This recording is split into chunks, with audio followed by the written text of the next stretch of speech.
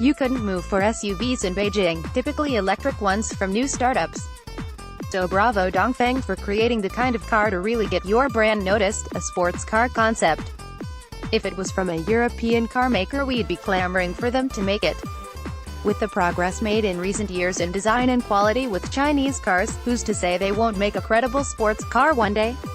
On sale in China since 2011, the Aussie-engineered small saloon has been facelifted and didn't look completely out of place next to the larger new Focus.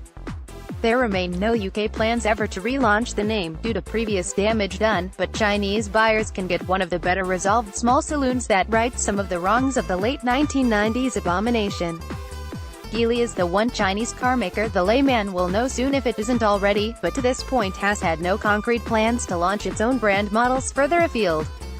Now it has the Icon concept based on a Volvo XC40 and surely the kind of car with mass export appeal. Geely says it's never made a concept that's not gone into production within a year. Watch this space. Geely has already revealed it wants to be on sale in Europe and the US by the start of the next decade, and the R57 looks the model with the greatest perceived quality yet.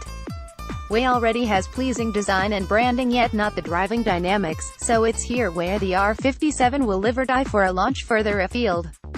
FAW owner Hanchi makes the state limos for China's ruling party and ruling classes.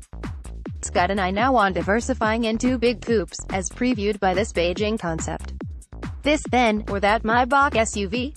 No contest. McLaren 12C design was largely criticized when it came out for being too dull and derivative. Kudos to KDC then for ripping the McLaren Super Series design it introduced off to the point where the 12C looks to be a design icon. A real low point for the show among a sea of genuine creativity for Chinese car makers. Pretty this thing is not. We'll leave it there. Ripping off Porsche designs isn't really funny anymore. No wonder the stand was so empty. Chinese car buyers want something much more original than this. Come on chaps, when you're launching a new concept car, at least spell the name of the company right, especially when you blast it across the front and back in such large script and design a special flourish for the E. Build Your Dreams was no doubt expecting a design revolution when it appointed ex-Audi design boss Wolfgang Egger as its design chief. What's it got is a couple of also-ran production cars, a saloon and an SUV, and a particularly uninspiring concept car.